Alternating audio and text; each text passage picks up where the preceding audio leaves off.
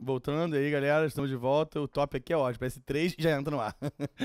Estamos aqui pro terceiro tempo de atualidades de hoje, do dia 23 de outubro, do nosso QG do Enem. Muito satisfeito de estar aqui no primeiro ano do Updating. Espero que todos os anos nós tenhamos esse programa, são legal. Pelo menos eu gosto muito de fazer.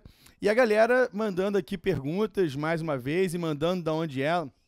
A Lavínia de Recife. Que legal, Lavínia. Pô, muito bom saber. Acabei de ver um filme ontem que era ambientado em Recife, chamado Tatuagem. Filme pesado. Filme muito bom assim também, mas um filme brasileiro, lógico, né? Excelente. Passado em Recife. E meu sonho é conhecer Recife. Nunca fui, adoraria. Estou esperando um convite da galera do QG do Enem para ir lá, quem sabe, né? Estou me convidando. Eu vou a Brasília agora, né? Com a galera do QG do Enem. Teremos um evento lá sensacional e vamos a Brasília. Bom, e mais perguntas. Também o nosso amigo Thiago, que mandou também dizendo que é de Fortaleza, Terra do Sol, ele escreve aqui. Pô, que legal. E tá elogiando aqui a aula. Muito obrigado, Thiago. Você, pô, tô falando sério, é o cara mesmo. A gente sempre fala de você aqui pra produção, que você tem perguntas muito boas. Quer dizer, sem querer puxar a sala da galera, em geral as perguntas são muito boas mesmo. O pessoal sabe se colocar. Eu vejo que vocês têm realmente uma base excelente. Tenho certeza que vão ser um sucesso aí. Vocês vão ser um sucesso aí no Enem, tá? E mais perguntas aqui. Vamos para mais perguntas. Mais perguntas. O Marcos Valdez escreve de novo. Ele é de São Carlos. Um abraço para a galera de São Carlos. Um abraço para a caravana de São Carlos. Estou me sentindo aqui o Silvio Santos. E ele diz o seguinte: professor, a respeito das fontes energéticas renováveis e não renováveis, é fato que o Brasil tem uma diversidade energética muito grande. Você acredita que com essa descoberta prova ou justifica em partes a espionagem que os Estados Unidos faziam no país? Sem dúvida. Sem dúvida. Tanto é que a espionagem americana no passado também foi em cima da Petrobras. A Petrobras foi espionada pela agência secreta americana, pela NSA, a National Security Agency, e gostou do inglês, e também por conta disso, assim, a questão energética é prioritária para os Estados Unidos e a espionagem da Petrobras ratifica o que você disse, o que você escreveu aqui, concordo contigo. O Brasil hoje é um país muito mal preparado militarmente em relação a outras potências mundiais, não tenha dúvida. Já que, além de todos esses fatores, temos a maior quantidade de água doce, justamente no país, com uma crise hídrica nacional e mundial mais acentuada, somado a esse gás, não seria a hora de se preparar para o futuro, para o país para os futuros conflitos? Sem dúvida, cara, sem dúvida, Marcos. É isso mesmo. O Brasil hoje é um país muito mal aparelhado de todo ponto de vista, né? Não só do exército tradicional, da marinha, da aeronáutica, mas a própria guerra, né? A guerra cibernética, cyber war, né? A guerra cibernética hoje, o Brasil está muito atrás. O Brasil não tem um maldito satélite, cara. O Brasil não tem um satélite nacional. Como é que é garantir uma contra-espionagem ou quer garantir uma segurança no espaço virtual se o Brasil não tem um satélite próprio? O Brasil está tentando lançar satélite agora com a China, mas não fica um em órbita. Então o Brasil está muito atrasado do ponto de vista tecnológico, o que nos deixa extremamente vulnerável. Eu concordo plenamente com você, Marcos. Um abraço aí pro Marcos Valdez e para São Carlos, em especial, a galera que está assistindo a aula aí. O Haroldo Melo, Haroldo, né? Não tem o O, então deve ser Haroldo, né? Melo. Parabéns, professor Orlando e equipe do QG, parabéns, equipe do QG, tá aqui do lado, pelo conteúdo das aulas. Escrevo da cidade do Rio. Rio, cidade maravilhosa, eu também estou no Rio, também estamos juntos aqui no Rio. Você entende que a ausência de água potável, antes do possível fim do petróleo e derivados, desencadeará uma redivisão econômica no mundo? Com toda essa crise da seca nas principais capitais do país, será que o Brasil conseguirá destaque nessa posição até lá? Toda razão. Outra questão interessantíssima, Harold, que é o seguinte, não sei se estou falando certo, né? Harold, deve ser. Né? Sem O? Como é que é? Não, que é Harold, né? Produção.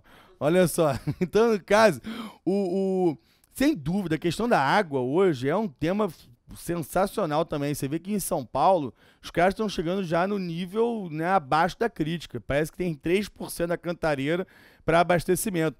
E isso tem gerado conflitos, não só em termos de países, como em relação aos estados. Eu lembro que, recentemente, o Rio de Janeiro e São Paulo andaram se engalfinhando por causa de água. O próprio Rio de Janeiro está adotando também medidas para evitar o racionamento. Em São Paulo agora há todo tipo de estímulo para que as pessoas economizem a água, prevendo o fim da água. E é uma questão mundial. Eu abordei isso aqui no update passado. Foi o tema do nosso último encontro, onde eu falei, por exemplo, da falta de água em termos de mundo. Existe muita água doce, água potável, mas ela está congelada nas calotas, nas geleiras. Então não é uma água fácil, né, de você ter acesso. Existe hoje um problema sério em relação à água. Então, um tema importante. Geleira é água salgada também, né? Dessalinizar também é um processo caríssimo que não está nem em discussão, né? Então é isso aí mesmo. Mas eu acho... Veja o filme... Não veja o filme Waterworld, do Kevin Costner, que é muito ruim, mas fala sobre isso. E o outro, Felipe Maia, que é de São Gonçalo, que é o segundo maior município do Rio de Janeiro, sabiam disso? Eu não sabia não, eu achava que era Niterói. São Gonçalo é maior que... mora lá. Felipe é de lá, daqui da produção, diretor. Aqui a pergunta é o seguinte: o Brasil poderia investir mais também em energia eólica? Tem grande potencial. Sem dúvida. Sem dúvida. Solar e eólica. Eólica, o sul e o nordeste brasileiro é a nossa usina de ventos, né? Então você tem toda a razão em relação a isso. O Brasil ele tem uma produção de energia eólica incipiente. Tem muito mais possibilidade de explorar e não explora. E a região do Nordeste, por exemplo, né, a própria Paraíba, o Ceará, né, do nosso amigo Thiago, que mandou a pergunta, são lugares onde você tem uma potencialidade grande e até se explora muito mais do que em outros lugares. É onde é a nossa usina de ventos no Brasil. Muito boa a pergunta de hoje. Terminamos com as perguntas. Algumas perguntas a mais aí não, né, Felipe? Chegou alguma coisa? Não. Então um abraço para a galera que participou do update de hoje. E o nosso último tema, o nosso último assunto é a Colômbia. Vamos falar sobre a Colômbia. Vamos lá para o slide. Colômbia, aí aparecendo gás ainda, agora sim a Colômbia. A Colômbia, galera, e a bandeira ficou lá atrás, no fundo, não tem problema não. A Colômbia é um país que hoje tem uma economia mais estável, vem crescendo, tem uma inflação muito baixa, o país tem a menor inflação do continente. Então, do ponto de vista econômico, a Colômbia vem se destacando. Mas, historicamente, a Colômbia tem um grave problema, que é uma longa guerra civil que se desenvolve desde os anos 60, quando surgiram as guerrilhas auto-intituladas marxistas. Guerrilhas que hoje ainda existem, em menor número, é verdade, menos aparelhadas, com menos poder, mas ainda existem, e destacaria duas. A ELN, que é o Exército de Libertação Nacional, e as FARC, as Forças Armadas Revolucionárias da Colômbia. Essas guerrilhas, galera, surgiram nos anos 60, as FARC, por exemplo, é de 64, e elas, quando surgiram com o ideal de batalhar por um Estado socialista, né, com o objetivo de derrubar o regime capitalista do país e instaurar um regime socialista, tal qual acontecera pouco antes em Cuba, na Revolução Nacionalista de 59, que produziu personagens históricos como Fidel, Che Guevara, etc. e tal. Só que, ao longo dessas décadas, essas guerrilhas foram perdendo esse cunho ideológico e foram se aproximando de ações, né, de atitudes meramente terroristas, muitas vezes meramente criminosas, como, por exemplo, o envolvimento com o narcotráfico, com a produção de cocaína, né, em especial, com a questão dos sequestros. A indústria do sequestro marcou a história da Colômbia nos últimos anos, nas últimas décadas. Só para vocês terem uma ideia, de 64 até hoje, foram 220 mil mortes em torno dessa sangrenta guerra civil que abala a Colômbia. A Colômbia tem esse quadro terrível, mas hoje o governo da Colômbia vem tentando solucionar o problema.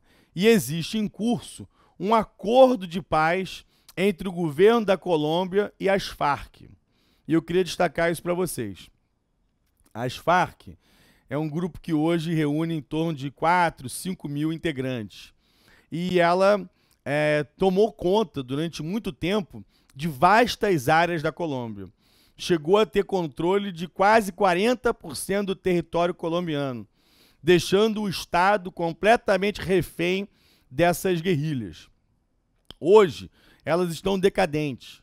A sua principal força, durante muito tempo, foi ter sequestrados importantes sob sua guarda.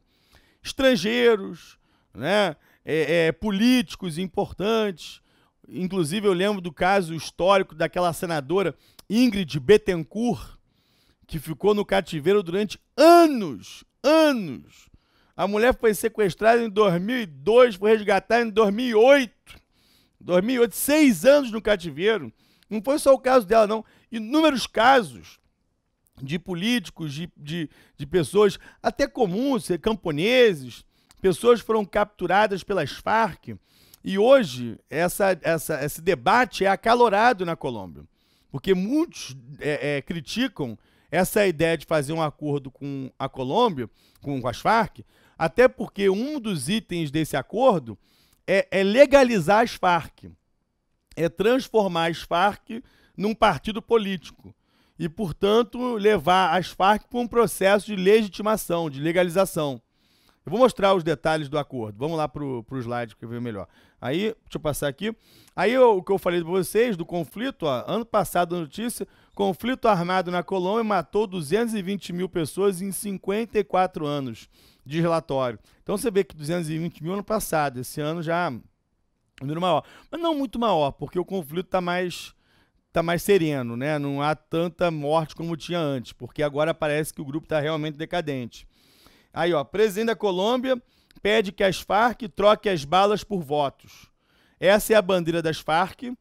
Tá vendo aí? Forças Armadas Revolucionárias da Colômbia, EP, Exército do Povo.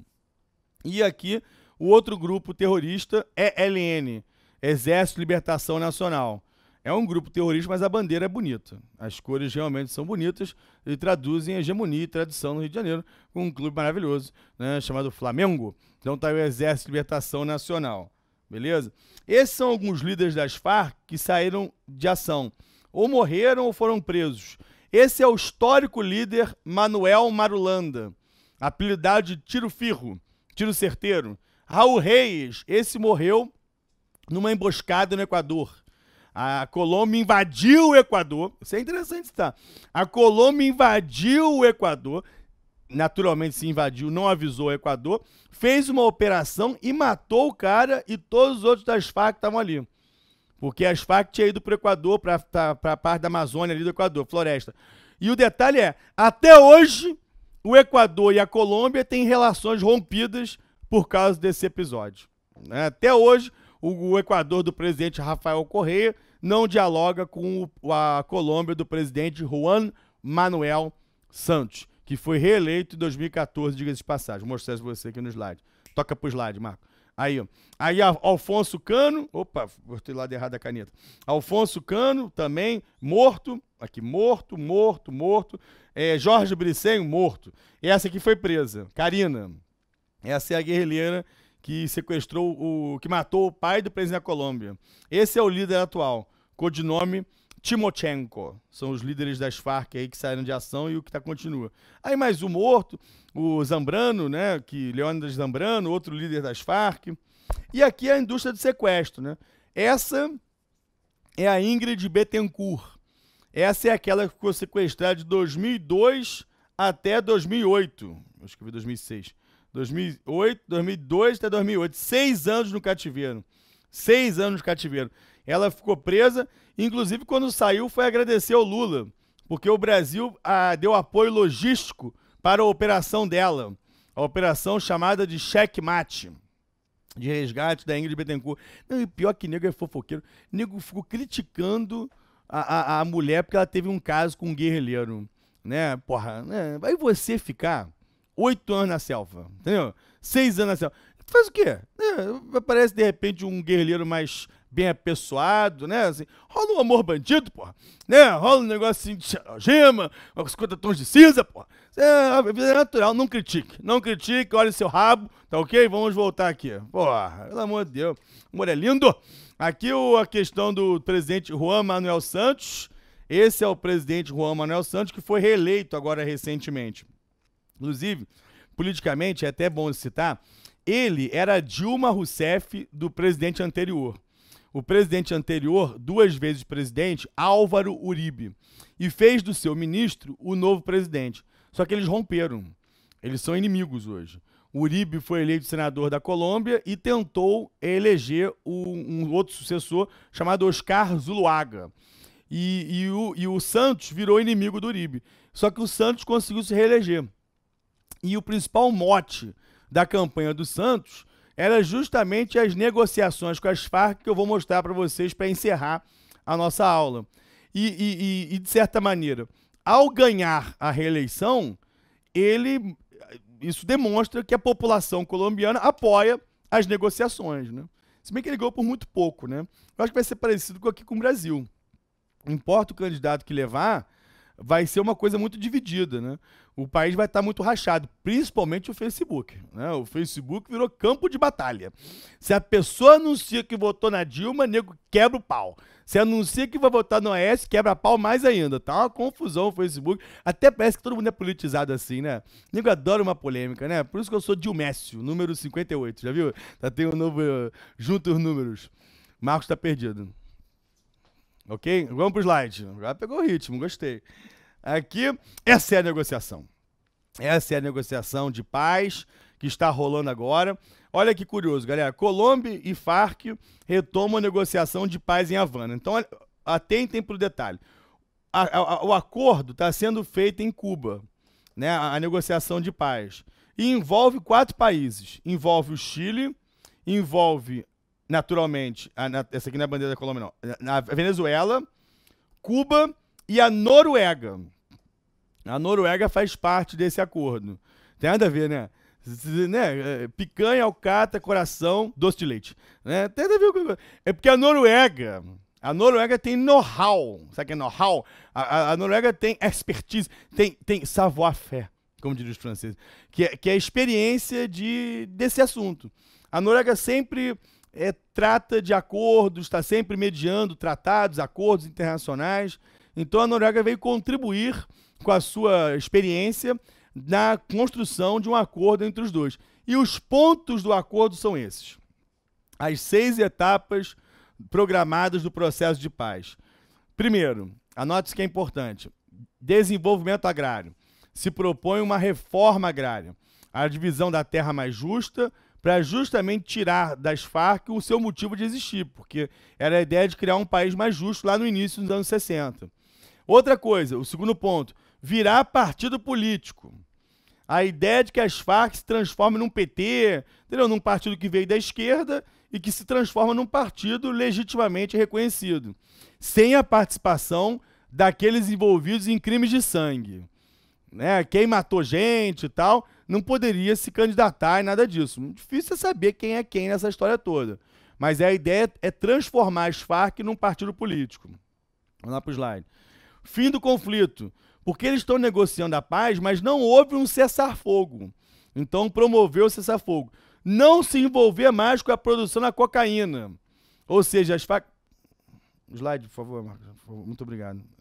A questão da cocaína, da cocaine. Estou sublinhando aqui, mostrando dados, tá certo, Marcos? Estou aqui no slide. Então, drogas ilícitas, cocaine. Pedir perdão às vítimas. Pedir perdão às vítimas do conflito todo. E, no final, tudo isso ser feito através, né, de um referendo. Ou seja, a população ir às urnas e a população decidir se quer ou não a questão do acordo. Entendeu? Esses são os 6 pontos tratados entre o governo da Colômbia e as Farc. E esse é um assunto que eu acho importantíssimo, né? Só para encerrar, o nosso tempo acabando, aqui os últimos slides. Aí o presidente que eu falei para vocês que foi reeleito, olha o percentual dele, 50,89. Muito apertado, né? As pesquisas aqui do Brasil também estão indicando isso, cada vez mais apertado. Agora a Dilma aparece na frente num instituto de pesquisa. E para acabar a aula, o nosso update, filmaços sobre o tema. Maria cheia de graça. Muito bom, mostrando mulheres que engolem cápsulas de cocaína com camisinha, azeite, para justamente levar para os Estados Unidos. Muito bom, eu adorei mexer na caneta. Aí vai para os Estados Unidos, entendeu? E depois vai ser consumido e depois pode matar as pessoas, tá legal? Então tá aqui, altos esquemas. E esse é ótimo. Pecados do meu pai, que é sobre o Pablo Escobar. O filho do Pablo Escobar pede perdão para as vítimas do seu pai, que matou muita gente, que foi um sanguinário terrorista narcotraficante. Galera, acabou. Acabou-se o que era doce. Muito obrigado pela vossa presença. Fico muito feliz e até o nosso próximo update de atualidades. Um beijo na alma de todos. Tchau, tchau.